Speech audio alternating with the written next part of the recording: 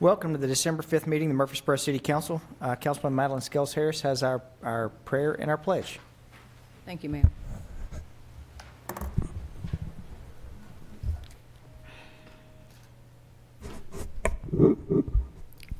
Dear Heavenly Father, we come to you today, Lord, this is a thankful season, Lord. We should all just be thankful for things seen and unseen, Lord. And I want to personally thank you, Lord. You just been so good to me. Thank you that you have allowed me to see this month, which is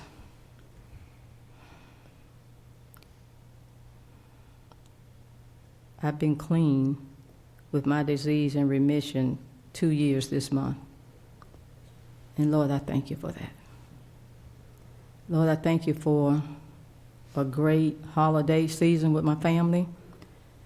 I thank you that you have allowed me to witness my son's wedding, Thanksgiving weekend, and to travel and get back home safe, Lord. I don't take any of this for granted. Lord, thank you for the great city that we live in. The reason why we get so many accolades, Lord, is because of our employees that make our city what it is and the great citizens of our city. Special prayer for the police and firefighters. And Lord, the people, when weather starts getting bad, it's the people who are out there 1, 2, and 3 in the morning cleaning the streets and doing things. And Lord, we just thank you that you have blessed us to have the materials and the equipment to keep us safe. And Lord, we ask a blessing on our education system as a whole, Lord. All the administrators, the teachers, and our blessed little children, Lord, that they can go to school safely. I just cannot imagine going to school afraid. So, Lord, just keep your arms around them. And, Lord, we pray for the homeless, the people that are out tonight in the elements that it's unbelievable, Lord. We just ask that you give them comfort. The people who are sick. And, Lord, this is a season that so many experience the loss of loved ones. And, Lord, we just ask that you continue to show mercy and put your loving arms around them and comfort them. And, Lord, as we get ready to handle the business of our city, we ask that you move in the midst and do and say things that will be pleasing in your sight. This is my prayer that I ask in your darling son's name. Amen.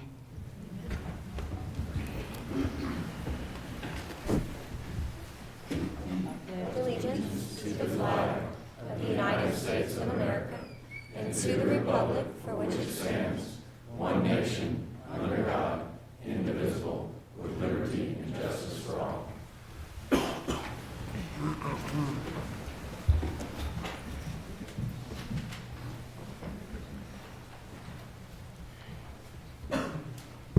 Hey, we have one ceremonial item tonight. One of the toughest things that our teams deal with is really when disaster strikes, and going all the way back to the Good Friday tornado that we had here in our community. There was never a second that it was ever thought that other people from our community, from our county, from our cities, and from even our state would not come and help us. And Murfreesboro, over the past many years, has been called into duty to go many different places. South Carolina, flooding in South Carolina, Georgia, Florida. There's been all kinds of places. The fire in Gatlinburg. We had at one point one of the stations that in Gatlinburg fire service was provided by Murfreesboro Fire and Rescue. And so one of the things I'm proud of, even going back to looking at some of the events that have occurred in our county and in our city, again, there's never been a time that all of our teams may wear different patches and different badges, but they continue to come together as one.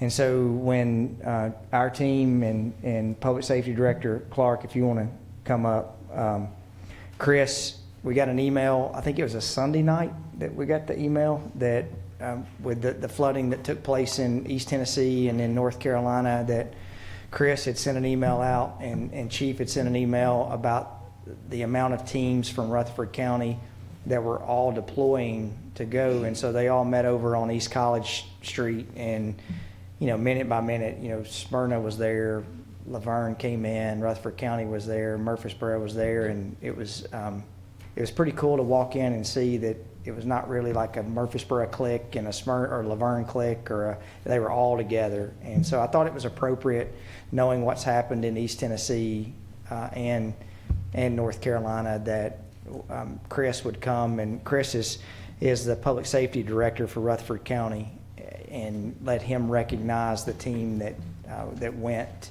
and us be able to show our appreciation to them for what they've done. And so also there's some people here. Most everyone has two legs, but we have a four-legged friend here that did a lot of hard work up there as well. So Chris is gonna give some introductions. Chris.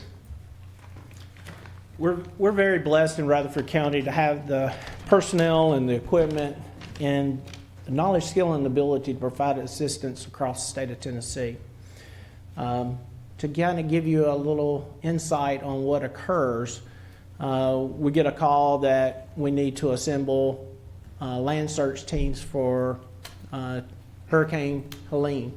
At the same time, we're also placing teams on standby to alert them to get ready to go.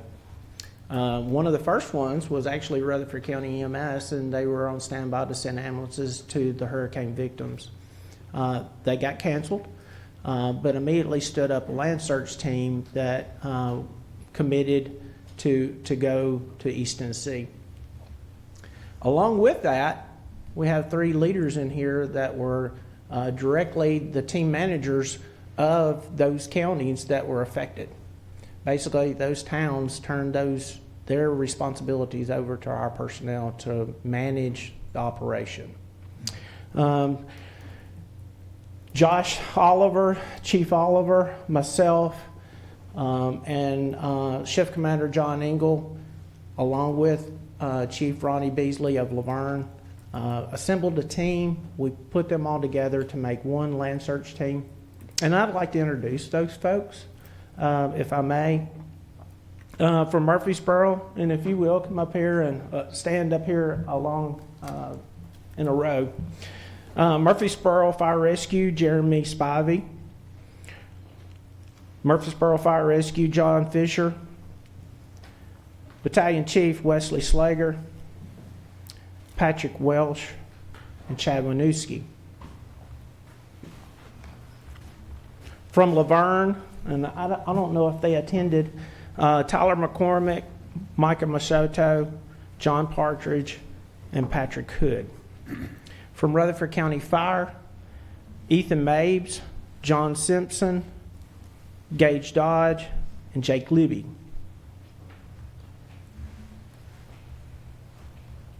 To give you a little bit of insight with this team, these are your land search teams and what they saw and dealt with out in the field in those areas that was decimated. These guys performed the tasks that needed to be done. And we salute these guys, and we appreciate everything we do. And me being a resident of Rutherford County, very proud to be up here as a citizen and not the public safety director, and to know that these guys protect us every day. Also, during this event, we had an incident management team that was deployed.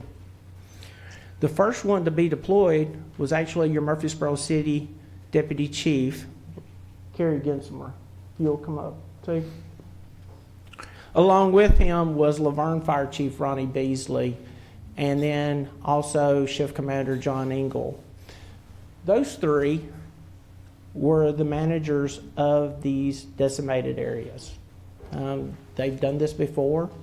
They're well known of being able to put chaos back together again, and we appreciate their leadership during these events.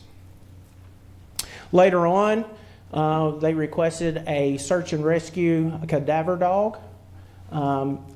And Miss Angela Alexander And our K9, Carrie, was called to that incident as well to provide ground search to look for decedents. And I believe, if I'm not mistaken, I think she has a pretty good story about finding a dog in the top of a tree where that dog had been washed up, and it tells you how violent this water was. Also, during this event, my office was able to deploy Carrie Clark, no relation, but Carrie not only got deployed once, but got deployed twice to this event to help with their emergency operations support team. Also, in another manner, we also have an individual here that, unfortunately or fortunately, she provided mortuary forensic assistance to North Carolina. And her name is Denise Martin. If Miss Denise will come up. I think she had the longest stay and probably one of the more difficult to identify their deceased. I haven't got all the full stories that what she did, but she's always there to make sure that our people can put a close to their loss. And that's a huge thing during these events. And then last but not least, after the dust had settled a little bit, it was called for assistance for utilities. And Smyrna Utilities stepped up, and these gentlemen are not here as well, but Mark Parker went out to recon the area to assist them in putting their water system back together, along with Johnny Moore, Josh McCormick, and Freddie, and I can't say his last name, I'm going to get this wrong, Aguilar. We have a unique situation in Rutherford County where we have 5 different governments. And bringing all of those people together is sometimes a task. But I will tell you that bringing these teams together with the assistance of Assistant Chief Oliver, John Engel, and Ronnie Beasley, that was not a problem. These guys worked hand in hand with each other to make a successful mission. They're going to take away something that they probably won't be able to wipe out of their minds for some time of the devastation and, unfortunately, the decedents that they'd had to remove from those areas.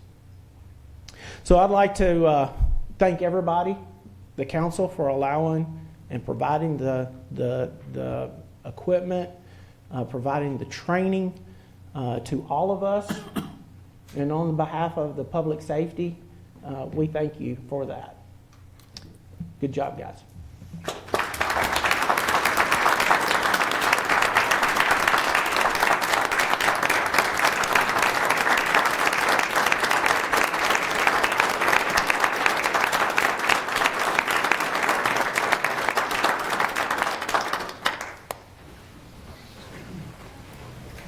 There's a couple other things that I'd like to say real quick. In the audience, we have Director Brian Gaither. Denise works under Brian Gaither through Rutherford County EMS. Also, Chief Mark McCluskey. We converse quite often, and I'm sure that he gets tired of my emails. And also Chief Bowen. That upper management that we have here is solid, and we truly appreciate it. I know Brian and Mike and Mark and all of us.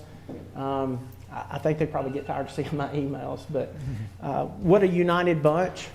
We may not fuss like brothers and sisters, but when it comes down to work, they're there and without even a thought. But if you best remember, all of this occurred around fall break. And a lot of these folks here had to change their plans with their families to attend and make sure that others are taken care of. And we appreciate that selflessness, heroic actions that they did, and we appreciate them. Thank you. Let's give them another round of applause.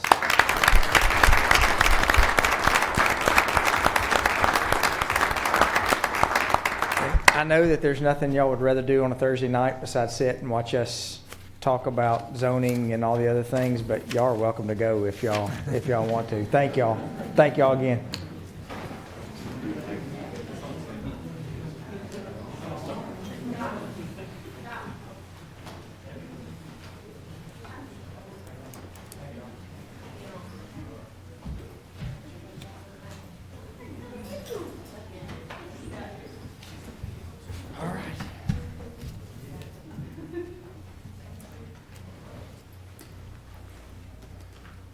All right, let's move. I don't think we have anyone that signed up for public comment. No. Okay, all right, let's move to our consent agenda. You have 7 items on the consent agenda. Is there anything that needs to be removed? If there are none, I'll move for approval. Second. Motion is second. Please call the roll. Ms. Aberwater? Aye. Ms. Gales Harris? Aye. Mr. Maxwell? Aye. Vice Mayor Shacklet? Aye. Mr. Wade? Aye. Mr. Wright? Aye. Mayor McFarland? Aye. You have on ordinance fiscal year 25 budget amendment. This is second and final reading. Ordinance 24044. Any questions? If there are none, I'll move for approval.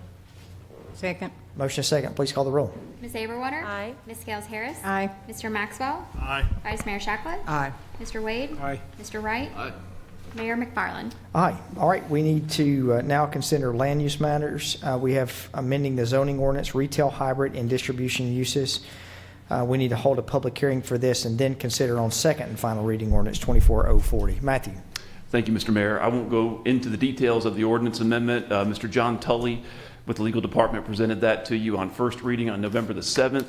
What we found in between then and now was that there was a additional notice requirement for public hearings that was included in a new state law that was adopted and went into effect on July 1st, and that pertained to text amendments. So the way we remedied that was to go ahead and advertise a second public hearing for this on second reading. So nothing has changed in the ordinance amendment. It is the same as what you approved on first reading a month ago. Be happy to answer any questions. And I do want to thank Mr. John Tully with our legal department.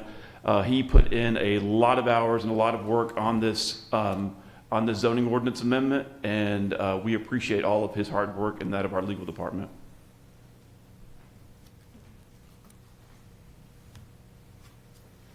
Any questions? All right, we need to hold a public hearing.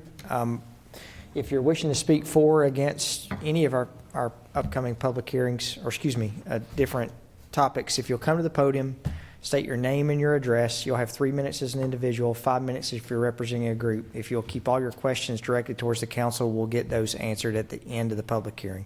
Anyone wishing to speak on ordinance 24044, please come to the podium. All right, seeing none, we'll close the public hearing. We'll now consider on second reading ordinance 24044. So moved. Second. Motion is second. Please call the roll. Ms. Aberwater? Aye. Ms. Gales Harris? Aye. Mr. Maxwell? Aye. Vice Mayor Shacklet? Aye. Mr. Wade? Aye. Mr. Wright? Aye. Mayor McFarland? Aye. Excuse me, that was 24040, not 44, for the record. All right, we'll now move to item 10, zoning amendment along East Castle Street. Mr. Baumlin. Thank you, Mr. Mayor. This is for an amendment to the East Castle Manor PRD, which is located in the red shaded area on the map before you. It's one parcel located along the north side of East Castle Street, just to the west of South University Street. This was for a 2-unit horizontal property regime development that B&A Homes brought before you about a year ago. Mr. Burns and his company began building the structure, and if you drive by, the structure is there right now. And they I think inadvertently built it about 20 feet further inside the lot than what the original pattern book included. So it's set back further, and we advised Mr. Burns as the applicant that the route to go to remedy this situation, because it was a deviation that was more than what we could approve administratively, that he would have to go back through the zoning amendment process. And so he has done that, and the pattern book has been revised to show the structure in its current location as it's been built. While it doesn't achieve the uniformity that the CCO regulations seek to achieve in the downtown area, It does, one benefit of the deeper setback is that it will enable additional parking in the driveway and help keep East Castle Street more free of on-street parking. The Planning Commission conducted a public hearing on this matter on October the 30th, and at that time voted to recommend approval of this request. We'll need to conduct a public hearing tonight and vote on first reading. Be happy to answer any questions that you may have. Any questions? All right, we'll now need to open the public hearing. This is on East Castle rezoning of 0.15 acres. Anyone wishing to speak for or against, please come to the podium. All right, seeing none, we'll close the public hearing. We'll now consider on first reading ordinance 24 OZ 41. So moved. Motion is second. Please call the roll. Ms. Aberwater, Aye. Ms. Gales Harris, Aye. Mr. Maxwell, Aye. Vice Mayor Shacklet, Aye. Mr. Wade, Aye. Mr. Wright, Aye. Mayor McFarland. Aye. All right, we'll move to item 11. This is rezoning property along Thompson Road. Thank you, Mr. Mayor. This is for 69.1 acres located along the north side of Thompson Road, and it is located south of the existing Salem Landing single-family residential subdivision. The property is currently zoned RS15, which is single-family residential district with a minimum lot size of 15,000 square feet, and the applicant has requested a rezoning to PRD, Planned Residential District. They are proposing an extension of the Salem Landing subdivision with a total of 195 single-family residential lots, with lot sizes ranging from approximately 6,500 square feet to about 10,000 square feet. The future land use map of the Murfreesboro 2035 Comprehensive Plan recommends that the property develop with the suburban residential land use character. The suburban residential land use character recommends RS15, RS12, RS10, and PRD zoning districts with a density range of 1 to 4 dwelling units per acre. The proposed density of this development is at 2.83 dwelling units per acre, which falls within the range of the suburban residential land use character. And while the lot sizes are smaller than generally what the suburban residential land use character would recommend, there is a provision in the text of our comprehensive plan that states that smaller lot sizes may be allowed with the inclusion of open space. So the applicants contend that this application is consistent with the Murfreesboro 2035 Comprehensive Plan. I won't bother going into the details of the development, as Mr. Chris McGuire with Huddleston Steel will be up in a moment to go over those with you. I will mention that the applicant hosted a neighborhood meeting on October the 21st at Fellowship United Methodist Church, and we had a good turnout at that meeting, and there was some good discussion at that meeting. Subsequently, the Planning Commission conducted a public hearing on October the 30th, and then voted to recommend the approval of this request to the City Council. So we'll need to conduct a public hearing tonight, and I'll be happy to answer any questions. But before we do, I'd like to invite Mr. Chris McGuire to come up and give you a brief PowerPoint presentation. One thing that I did want to mention, there are several traffic improvements that are proposed, including a new traffic signal at the intersection of Rivermont Way and New Salem Highway, which is at the very front of the existing Salem Landing subdivision and is the primary entrance into the development. There is language in the pattern book that will require that signal to be installed with the third phase of the proposed development, and of course, pending TDOT's approval of that. The applicant will install that traffic signal, and there will be a development agreement for for a offset on the impact fees that the applicant would have to pay so that he can install that traffic signal. Another thing that I wanted to mention: there are both right turn lanes there's a right turn lane into the site at the entrance onto Thompson Road, and the left turn lane into the site.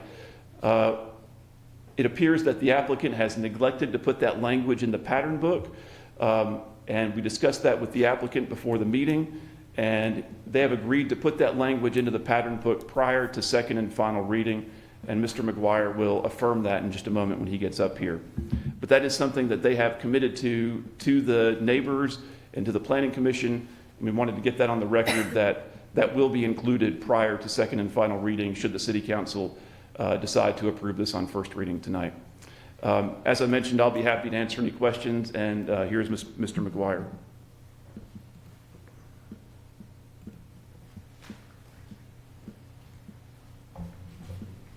Thank you, everybody. Chris McGuire with Huddleston Steel Engineering, 2115 Northwest Broad Street. I appreciate y'all's time and appreciate the introduction from Matthew. I'll probably just largely build off of what he's already said. This is an extension of the Salem Landing development, which is currently to the north. It's currently RS-15, as he stated, and we are requesting a PRD. The future land use map is SR, and it has provisions for PRDs to be allowed within this future land use under certain density requirements, and we fall within those density requirements. It also has specific verbiage to try to preserve hills and forest land, and when you get to the open space plan, you'll see that we are also doing that. Here's an existing aerial image just showing kind of the current site relative to the school and a couple other subdivisions. The subdivision to the north is what we are being an extension of. Here's a current layout. It's 195 homes with 3.92 density. If we exclude the green space, it's a total of 2.82 for the entire site. HOA will be required. It'll have city trash pickup.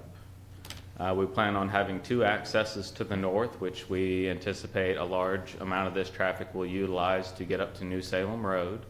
And then we will also have a singular access onto Thompson Road as required for additional ingress-egress for emergency services to be able to reach the back of the development more easily.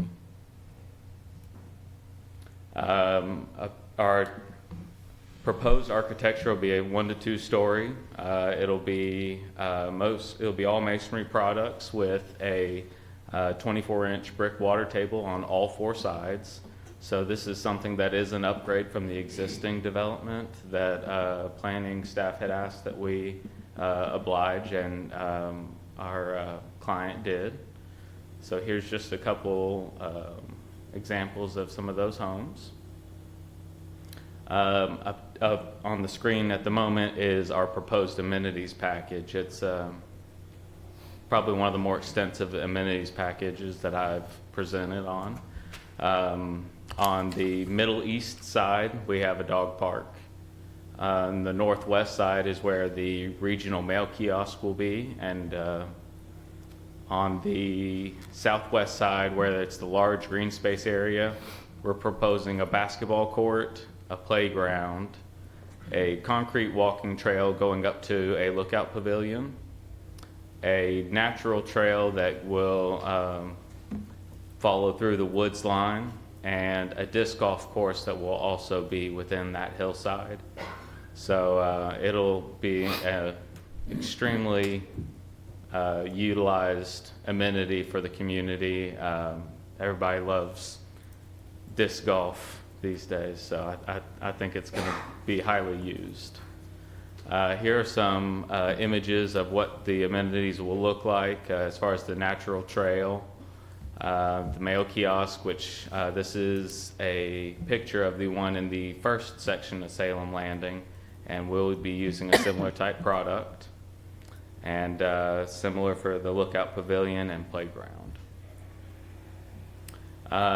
We are proposing buffers along the existing county subdivisions, with exception to the large green space, which will be largely kept wooded as it is.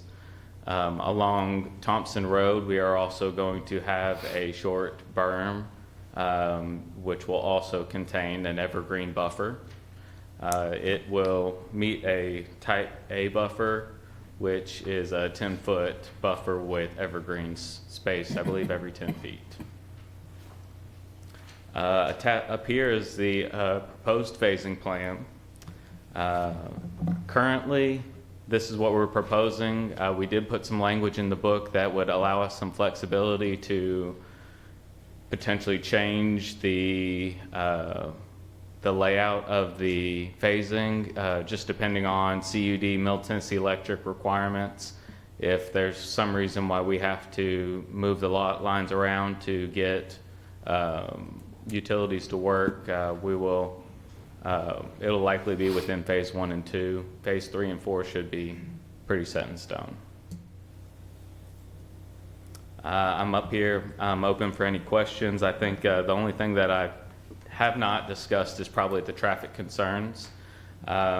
We've dealt extensively with planning staff to come up with verbiage that this development's impact fees will help go towards adding a traffic light within phase 3 of this development on New Salem Highway.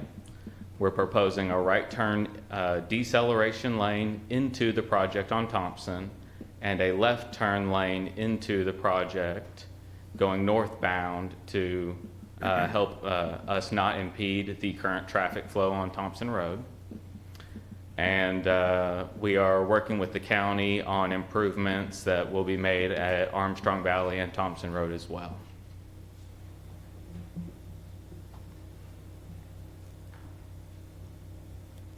Any questions? Just to clarify, I just want to make sure this is all within the future land use map. It's all within the city limits currently. There's no annexation. Yes, sir, Mr. Maxwell. The property is already annexed. I believe it was annexed in about 2014. Within the urban growth boundary. Yes, sir. There's no apartments. No, sir. Single no family townhomes. detached. It's just straight up 195, quality homes. 195 single family detached homes. From a phasing standpoint, when would it all be built out? That's, I guess, your estimate, like 3 years, 4 years, 5 years? What are you looking at once it's finally, everybody's in there and living there? It sounds like, just talking with the client, of around 7 years is the proposed full build out, but it'll be largely market driven. I mean, Yeah.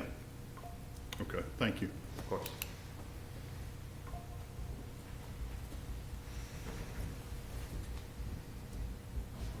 All right. Not yet. You're coming really quick. Any other questions?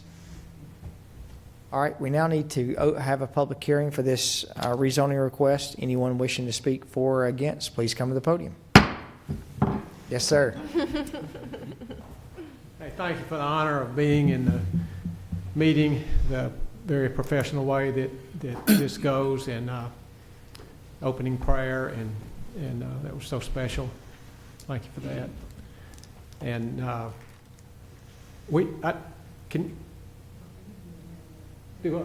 okay, Robert Collier. Could you throw that map back up there? I just want to show you. You know the place in that map where there's a missing tooth? Yes, sir. All right, that's where we live. That's the only way I can describe it. And what I had trouble in following was the access for the traffic. Some was going to be widened, and I didn't understand where that was. I'd like to maybe have that clarified. Right, the access lane, widening the road. And also clarification on around my property, and my wife's property, it's mostly her property, of how the park was going to be buffered, and the border around my property would be buffered. You said with 10 feet, and wasn't there a fence originally planned around the park, so you couldn't get into the park unless you came through Salem Landing? And I just want to know if I'm understanding that right. Thanks. And do you mind saying your name and address one more time? Yes, Robert Collier, Collier. Okay. Thank you, 20 Mr. Collier. We'll get those. I wrote your address down, but I didn't get your name, but He's we'll, in the missing. He's in the two. yeah, in the The two. one Yeah. missing too. So Yeah. we'll get that All right. answered after the public hearing. Thank you. All right? Yes, ma'am.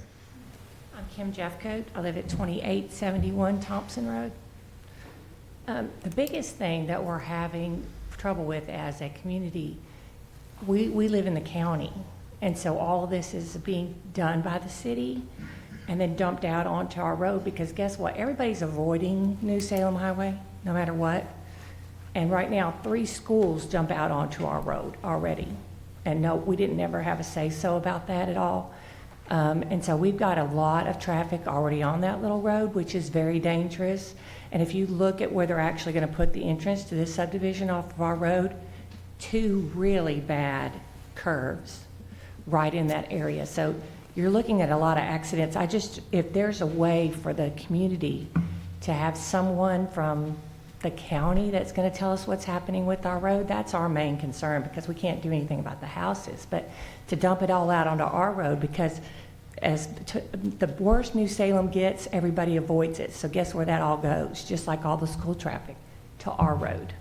That is our issue, the main concern. Thank you. Yes, ma'am. Thank you, Ms. Jeffcoat. Anyone else wishing to speak? All right, seeing none, we'll close the public hearing.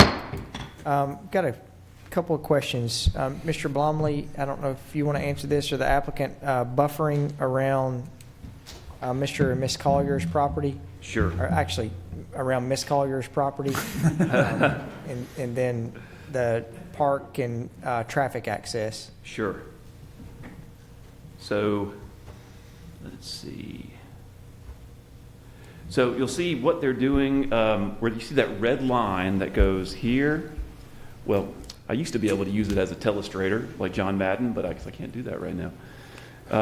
Or Mike Fratello, who, if anybody knows who that is. But where the red line is on the screen in front of you is where they propose a 10-foot wide Type A buffer, and that will also include a 2-foot berm. So the evergreen trees would be planted on that 2-foot berm, and that is along Thompson Road, along all the Thompson Road frontage, and both of those teeth that are adjacent to the property is where there will also be a Type A buffer with a 2-foot berm.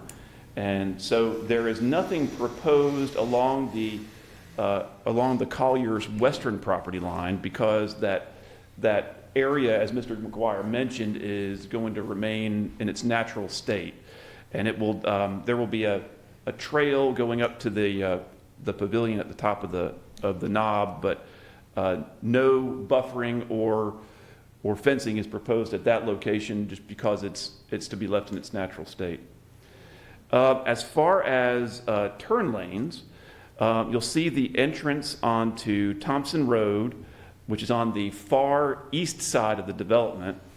That is where they are proposing to include a left turn lane into the site for the northbound traffic on Thompson Road, and a right turn deceleration lane for the southbound traffic on Thompson Road. And so that has been reviewed, so Mr. McGuire and his team made contact early on with Mr. Mike Hughes, the county engineer, because Thompson Road, while the property is in the city, while this property is in the city, Thompson Road itself, the right-of-way, is located in the unincorporated county. So Mr. Hughes, after reviewing this, this location for this entrance right here is what the county engineering office felt comfortable with. We do have a reserved bit of right-of-way. If you see along Thompson Lane further to the, or Thompson Road, excuse me, further to the south, there's a cul-de-sac. We are this plan reserves a small bit of right-of-way that will jut out to Thompson Road. Should it ever be determined that access to Thompson Road there is needed, or is determined to be allowed by the county in the future, since it is their right-of-way and their road, they do have the say-so in where the access points are constructed. Did Mr. Hughes, is there an overall plan on what the future of Thompson Road looks like, or what the discussion is on that? That'd be my first question. And then second question, would we be allowed to use some of the impact fee money that we have for roads to be able to improve that road along their frontage? So I don't know the answer to that question. With it being their road, I don't know how, I think that would be a question that would be to be worked out between the city and the county. I Okay. don't know what the answer to that would be. Okay. All right. So Oh, we've got and- buffering, we've got traffic on Thompson Road, and then we can find out what the overall plan with the county is on the future of Thompson Road as well. And I know that Ms. Jeffcoat asked for a contact person for county road design, and I believe Mr. Mike Hughes, the county engineer, would be her appropriate first contact, and I'll be happy to see her after the public hearing and write that down for her. Okay. And I think Mr. McGuire had wanted to elaborate on one or two of the questions as well. Thank you again, Chris McGuire with Huddleston Steel. We've not communicated this, but we have discussed it. Along the west side of the tooth that was under concern, it would be, I guess, the one in the middle, next to the cul-de-sac to the south, that has the type A buffer on 2 of the 3 sides. We do intend on putting a farm fence along the west side to help that property have more separation from the recreational type use that's happening within the disc golf course and walking trail. Okay. The one thing I would ask, just because we have dealt with this before, I think it would, if this passes, and then we need to get some information from the county on Thompson Road, but the cul-de-sac where you're reserving the additional right-of-way, there needs to be some kind of notification to those homeowners who are buying that property to let them know at some point that that road could be extended, because inevitably what will happen if the county wants that road extended is those homeowners are going to be extremely frustrated that they're going to feel like that that's something the city's doing, and they just need to know that that is a possibility. Well, and one of the items that we had originally had was we actually had 2 connections, one on Thompson on the south side and one on the east side. As we met with Greg Brooks, the highway superintendent, and Mike Hughes, they asked that the south connection not be made at this Okay. time. So we will dedicate right away, so they'll have that right, but I completely understand. This is just a little different than a stub street that we can tell people that, a stub street is meant to be extended, but when someone's, like on Archer, where we just had the discussion on Yeah. a cul-de-sac where Archer gets extended and a cul-de-sac turns into a through street. Yeah. Sometimes just people don't understand that could happen. So that would be. Maybe we can figure out a way to note that on the I'm- plat yeah. or something along those Sure. lines. Mr. Mayor, we do have a standard note that goes on the plat. I know that's not going to get read by many people, but we can discuss the potential of putting some signage at that cul-de-sac so that it's, if that would be an option. Just as long as the applicant can notify any future homeowners or buyers that could be something that could happen, that just would be great for future counselors who won't have to receive the emails on why that their road's getting opened up, Yes, sir. which would 100% done. All right, any other questions? Clarification from last meeting, real simple. Does the council mind that if we reopen the public hearing? Okay, all right, the public hearing's I'm open. sorry, That's okay. It doesn't all come together. But there was a comment about a request at the first meeting regarding Armstrong Valley Road and Thompson Road as they come together, and about the really great congestion that happens there during rush hour, school time, and all that backs way up. And there was some discussion about a light or a four-way stop or something. It really needs help there. Okay. Without objection, I'm going to close the public hearing.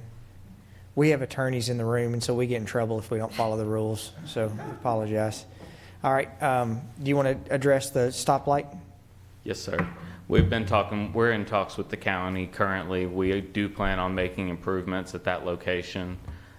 We have not hammered out exactly how those improvements are going to look, but we're currently working on making some type of improvement to fix that congestion issue. Okay.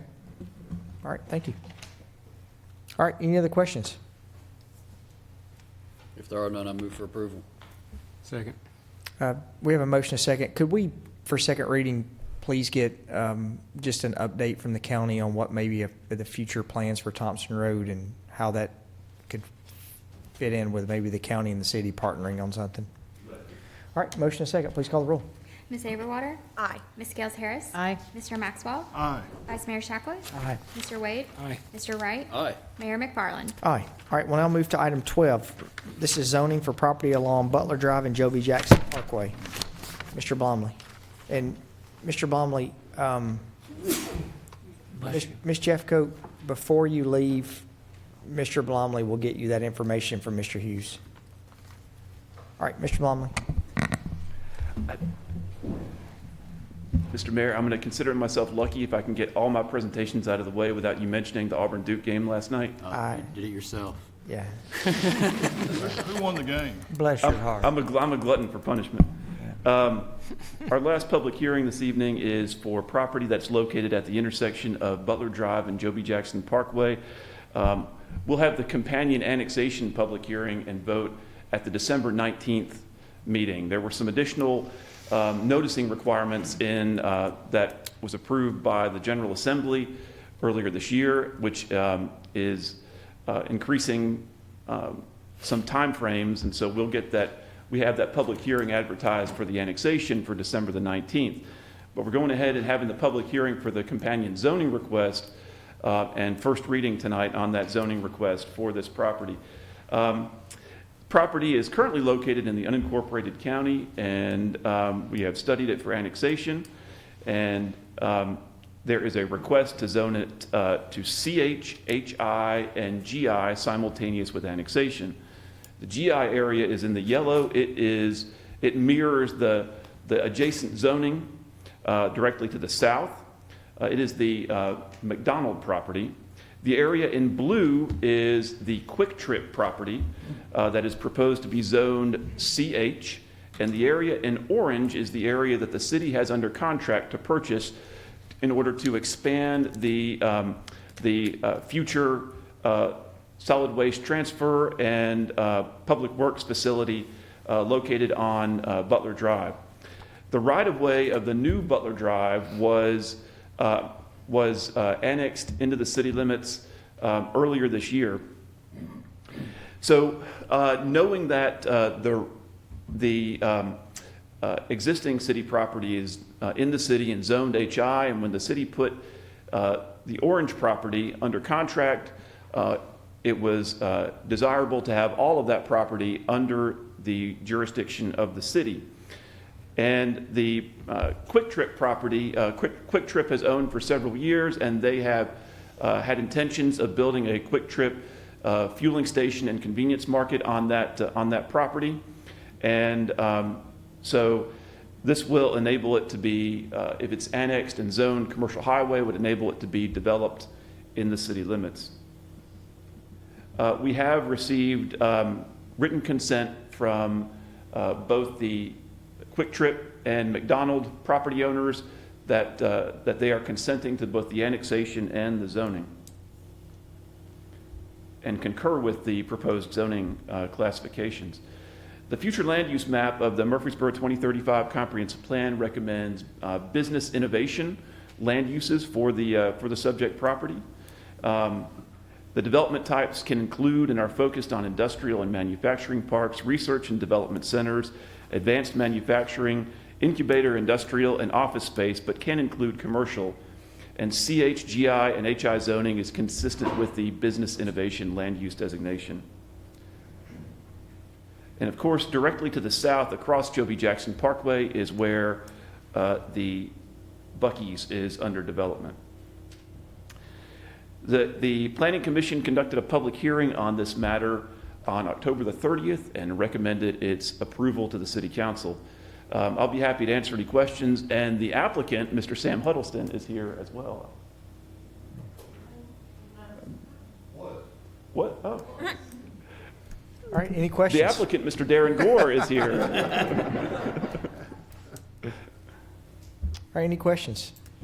All right, we need to open the public hearing for this zoning request of 15.9 acres. Anyone wishing to speak for or against, please come to the podium. Seeing none, we'll close the public hearing. We'll now consider on first reading ordinance 24OZ43.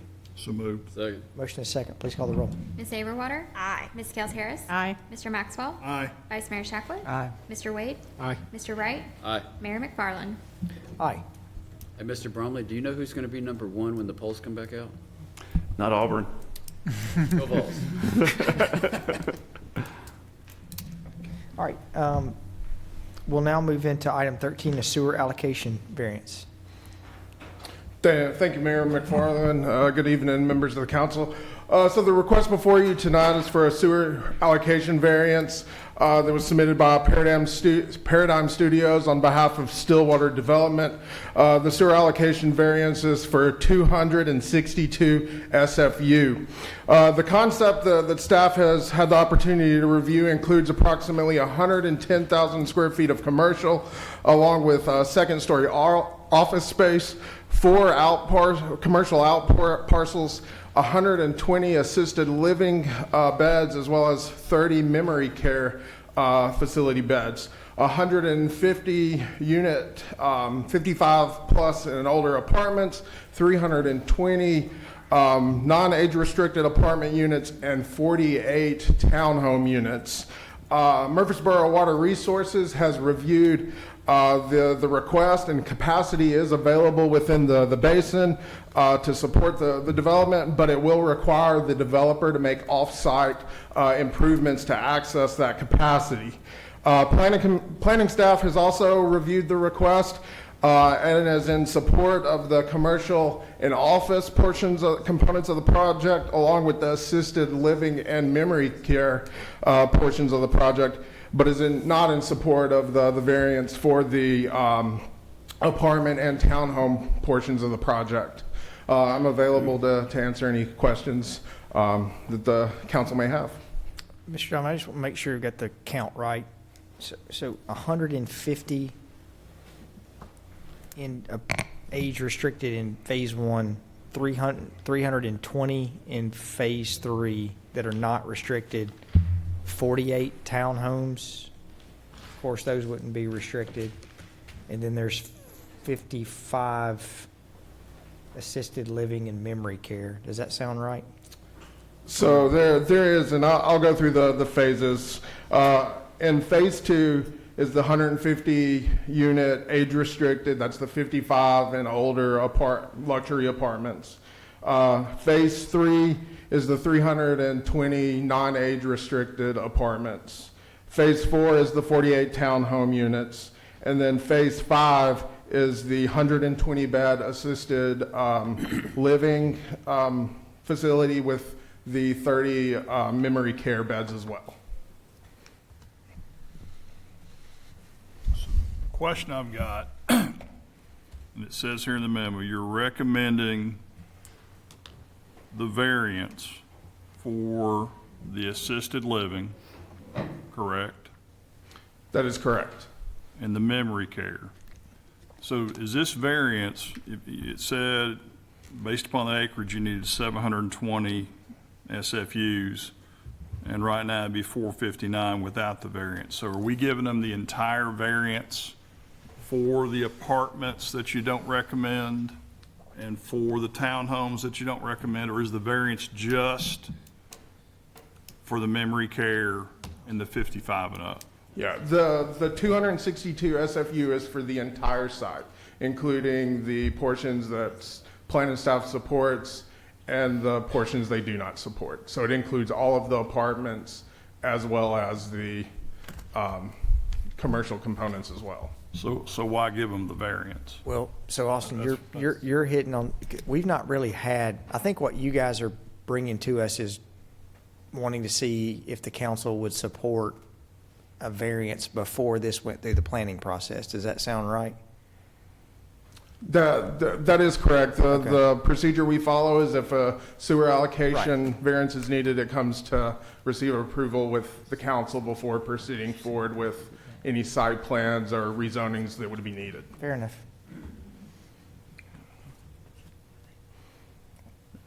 I'm one vote, but I think we have enough apartments out on Highway 99. I agree. I agree.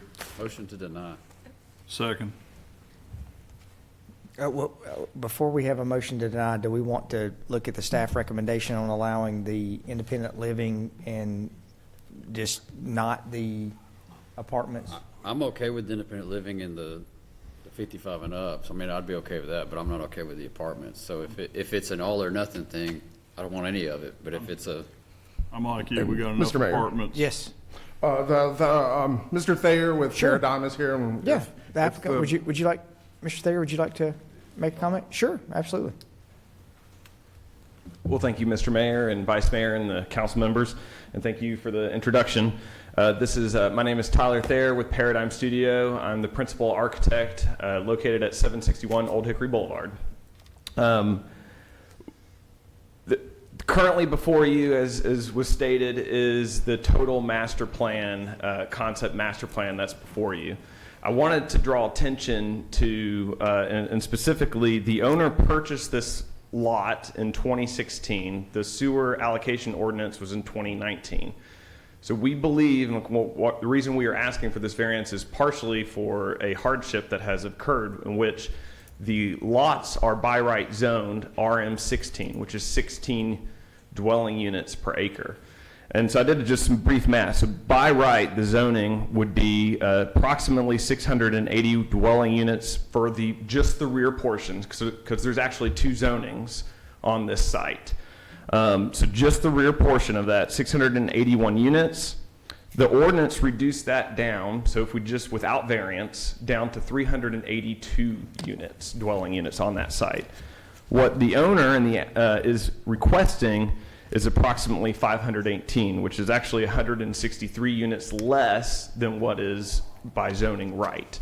And so that's what the total. Now, if the variance on those portions, if I'm understanding the zoning ordinance, the allocation ordinance was not to be approved, that's the hardship, which is we have a piece of property that is zoned, but there's an ordinance because of the capacity the restrictions that were placed on it.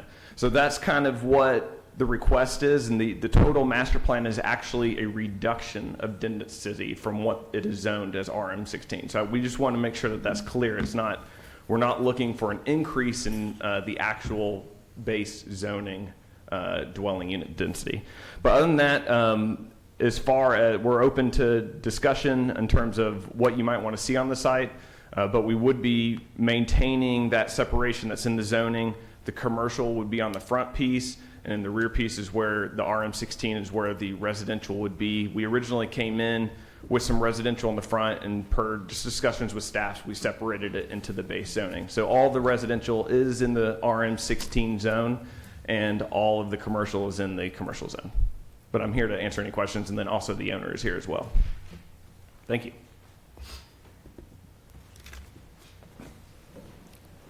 Mr. Gore, how much was the total that we spent out on Highway 99 and upgrading to be able to get additional capacity for development? I think it was around 8 million. Is that right, Valerie? Yeah. Yeah.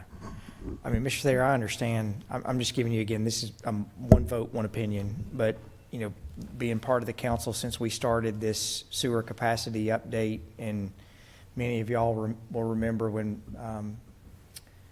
Mr. LaLance was on the council and we had these discussions.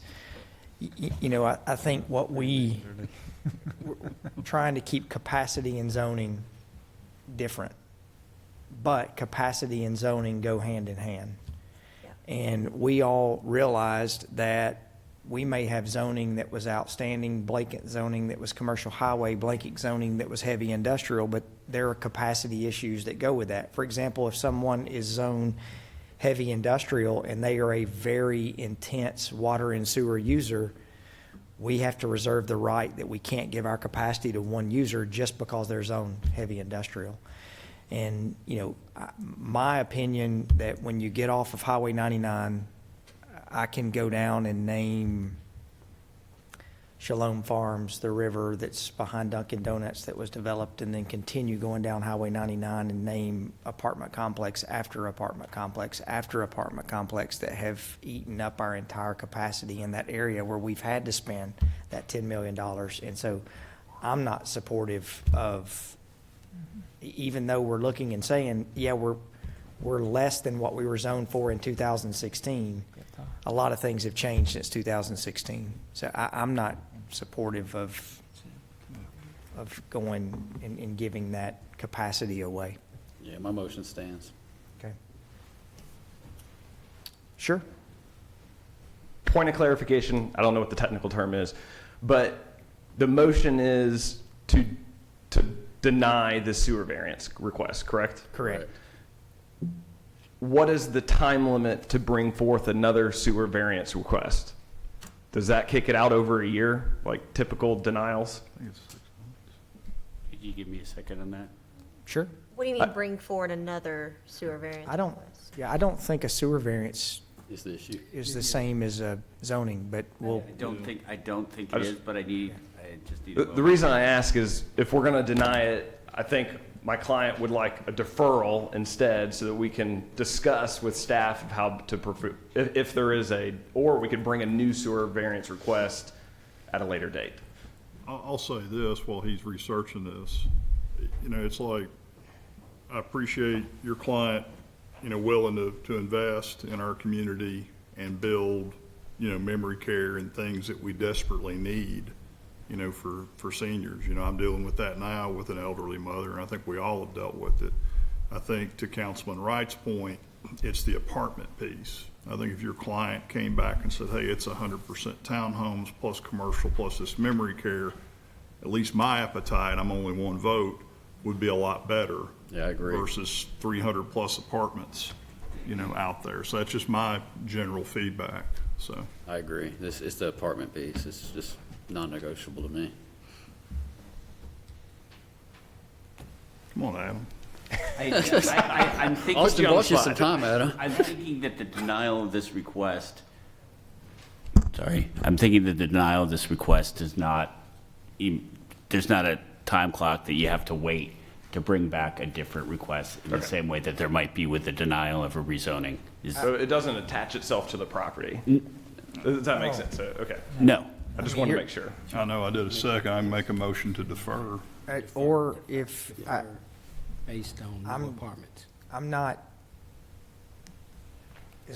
not great at reading the room all the time, but I feel pretty confident I know the direction this is going, as we've had lots of apartment discussions. So if you would like to withdraw your request, you can withdraw your request and work with staff, or there's a motion to deny, and we'll be happy to vote on that. I think we'll withdraw and bring you a new plan. Okay. Okay, thank you so much for your time. All right, this request has been withdrawn. All right, let's move to Town Creek Improvements, Daylighting Development Services. Good evening, Mayor, members of council. Tonight, I'm excited to present to you the recommendation to award the construction contract for the Town Creek Daylighting Project. This project, I'll give you a laundry list real quick of kind of what it will achieve. It'll daylight approximately 1,700 linear feet of stream channel. It's currently encapsulated from Murphy Springs at Discovery Center to Cannonsburg at Front Street. The work will include demolition of site components, some of which we've already seen, and existing box culverts that hold the stream now, as well as water line relocation, sewer line repair, mass excavation of stream channel. There's approximately 200 linear feet of box culverts, new arch culverts. The list goes on and on. There's a lot of things that are going to be happening out there. A lot of retaining walls for the hardscape and landscaping, irrigation, fencing, and generally just restoring that corridor to a more natural state. We Projected the start of the project will most likely be in February of 2025 next year, and the end will occur in fall or winter of 2026. We advertised the project for bid on October the 8th, and the bids were opened on November the 21st. Through that process, we had approximately 14 bidders pull plans, and 3 bidders attended the pre-bid meeting. The prospective bidders during that process asked a lot of questions. There's a lot of dialogue between the city and the bidders for clarifications. We also understand during that time that there were several competing projects out for bid that may have impacted the response that we got. Also, the size and the scope of the project did present some bonding challenges for some of the contractors. We did have one responsive bidder for the project. That was SBW Constructors, LLC. The City of Murfreesboro has worked with SBW previously on several projects, primarily the Water Resources Department has worked with them, I believe, since 2025. They have been our only, make sure, I'm sorry, 2015. 2015, thank you, Valerie. I believe that they have been our only rehab contractor for the last, since 2015, and they've completed approximately $25 million worth of work for Water Resources in that capacity. They're also contracted currently, I think about 90% complete with the Hobah sewer rehab. That's a $10 million job. So about $35 million of work they've been doing with the city over the last 10 years. Water Resources has said that all these projects have been performed professionally, and staff considers them to be a reputable contractor. Our consulting engineering firm has reviewed the bid and has recommended that the contract be awarded to SBW in the amount of $22,468,540. The project will be funded from various sources, including but not limited to the General Fund, State Street Aid, Murfreesboro Water Resources Department, Stormwater, CIP, and ARPA funds. And it is worth noting that the ARPA dollars need to be allocated by the end of this year for those to remain with the city. We'd ask that you approve the contract with SBW in the amount of $22,468,540 pending legal review and approval. Mr. Maloney with Griggs & Maloney is here tonight, and he or I am available for questions that you may have. What's the ARPA dollars in total? In total, I'll give you it's 9.989 million.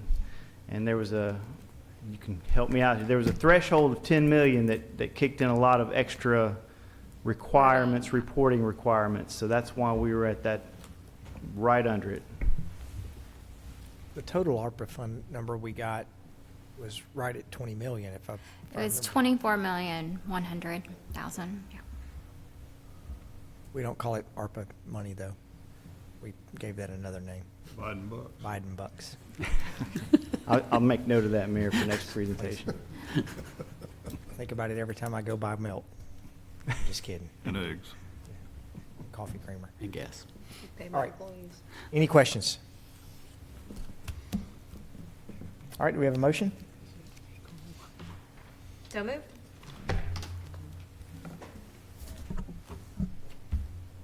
Seriously? Second. Motion is second. Please call the roll. Ms. Saberwater? Aye. Ms. Gales Harris? Aye.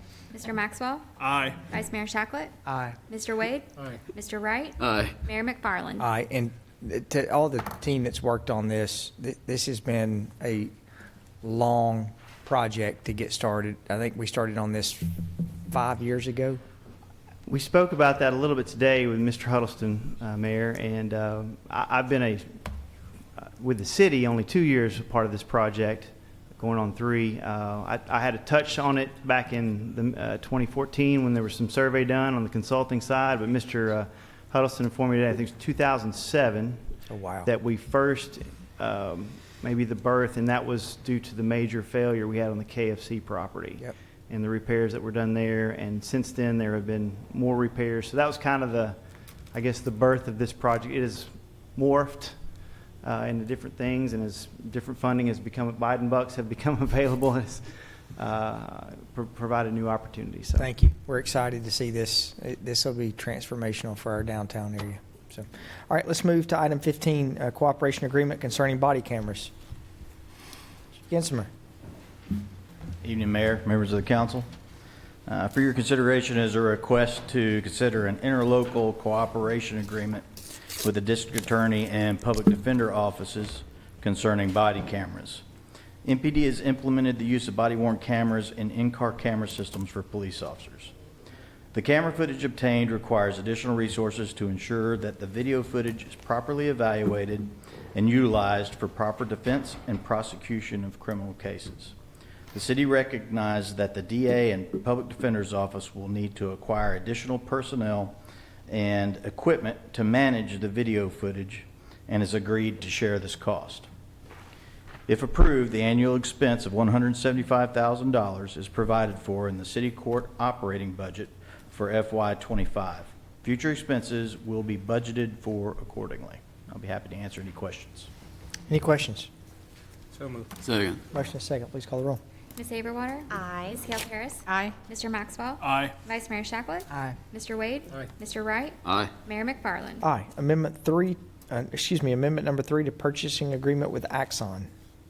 Yes, also for your consideration is a request to consider the amendment number 3 to the master services and purchasing agreement with Axon Enterprises Incorporated. Council approved the 10-year contract with Axon for the purchase of body cameras and in-car cameras on September 2nd, 2022. MPD requires the relocation of 21 in-car cameras from decommissioned vehicles to new vehicles. Axon can provide this service and equipment via our current contract. This will include a replacement antenna and wiring harness for each vehicle at a cost of $574, plus installation labor of $1,700 for a grand total of $47,754. If approved, the one-time expense of $47,754 is provided for in the department's FY25 operating budget. Happy to answer any questions if you have. Any questions? So move. Second. Motion is second. Please call the roll. Ms. Aberwater? Aye. Ms. Gale Harris? Aye. Mr. Maxwell? Aye. Vice Mayor Shacklet? Aye. Mr. Wade? Aye. Mr. Wright? Aye. Mayor McFarland? Aye. Thank you. Thank you. All right, we have item 17, the purchase of a new excavator. Keyword new. New. Good evening, Mayor and Council. Before you is a request to purchase a new Lieber 936C excavator from Rico Equipment. An invitation to bid was issued by the Purchasing Department on August 20th, and 4 bids were received. Rico Equipment was the lowest bidder at $299,900. This is a budgeted item and will be paid for by our fiscal year 25 stormwater fund. I'm happy to answer any questions you may have. Any questions? Move So for moved. approval. Second. Motion is second. Please call the roll.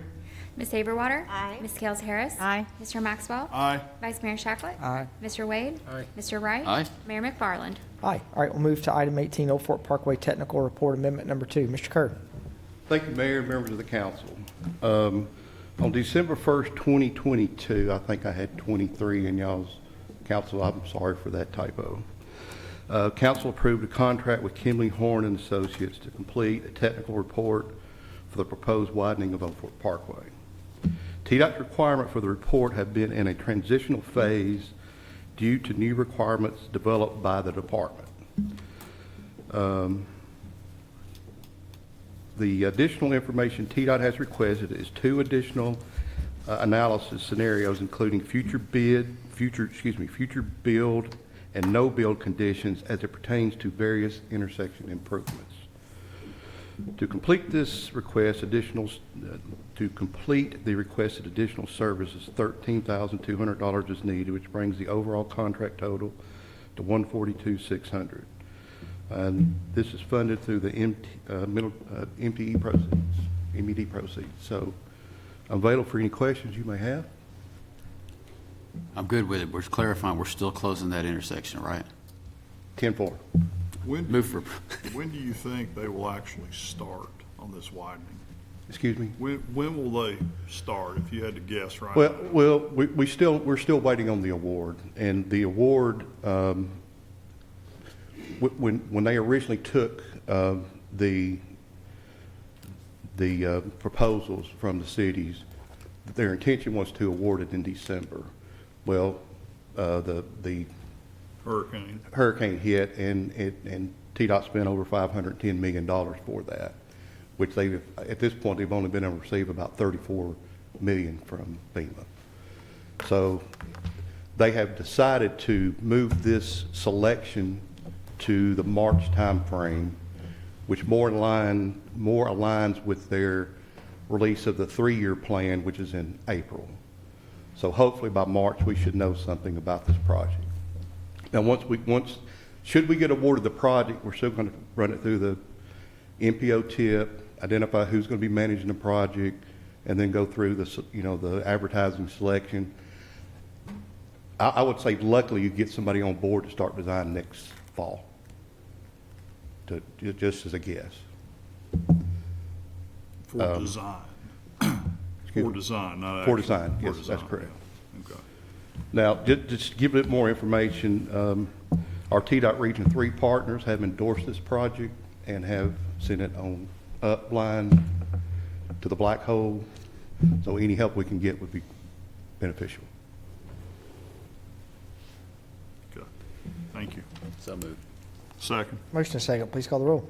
Ms. Saberwater? Aye. Ms. Gales Harris? Aye. Mr. Maxwell? Aye. Vice Mayor Shacklet? Aye. Mr. Wade? Aye. Mr. Wright? Aye. Mayor McFarland? Aye.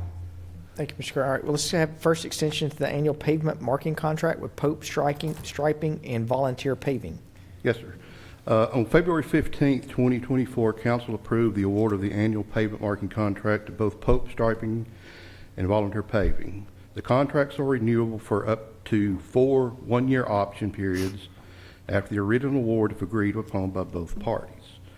These contracts also include an escalator clause tied to the Consumer Price Index for all urban customers. This clause would increase the unit rates by 2.6% for this upcoming renewal year. This is primarily funded through State Street Aid, and I'm available for any questions you may have. No questions, I move for approval. Second. Motion and second, please call the roll. Ms. Saberwater? Aye. Ms. Gales Harris? Aye. Mr. Maxwell? Aye. Vice Mayor Shacklet? Aye. Mr. Wade? Aye. Mr. Wright? Aye. Mayor McFarland? Aye. All right, Amendment 2 to the annual traffic signal maintenance and electrical contracts. The traffic signal electrical maintenance contract was bid and awarded to S&W Contracting on December 9th of 2022. This contract is typically used for installation and maintenance of traffic signal systems, interstate lighting, and general electrical work for various departments. The contract is renewable annually for up to 4 one-year options periods after the original award if agreed upon by both parties. This expense is primarily funded through State Street Aid with a portion from general funds. Costs may vary over term according to the work performed with various departments. I'm available for any questions. So moved. Second. Motion and second, please call the roll. Ms. Saberwater? Aye. Ms. Gales Harris? Aye. Mr. Maxwell? Aye. Vice Mayor Shacklet? Aye. Mr. Wade? Aye. Mr. Wright? Aye. Mayor McFarland? Thank Aye. you. Thank you, Mr. Kerr. All right, we have no board and commission appointments. Any beer permits? We do. We have 4 regular beer permits. We have a new location for a restaurant located at 208 West Main Street. We have an ownership and name change for a restaurant located at 3451 North Thompson Lane, Suite A, and a ownership and name change for a grocery located at 2430 South Church Street, and a new location for a grocery store at 2305 Medical Center Parkway. All the applicants meet the requirements, and and they're just pending the building and codes inspections. So moved. Second. Motion and second, please call the roll. Ms. Saberwater? Aye. Ms. Gales Harris? Aye. Mr. Maxwell? Aye. Vice Mayor Shacklet? Aye. Mr. Wade? Aye. Mr. Wright? Aye. Mayor McFarland? Any statements? No, we have none. All right. Any other business from staff? Any other business from council? Christmas parade on Sunday starts That's right. at 2 o'clock. 2 o'clock. And we have workshop the 19th? Yes, we're planning on, right now, I think we have a couple items for the workshop on the 12th, and we will meet also on the 19th. 12th and meet on the 19th. That's what the plan is right now, yes. Okay. All right. Any other business from council? Seeing none, we'll stand Mayor? adjourned. I'll talk to you after that. Okay, thanks.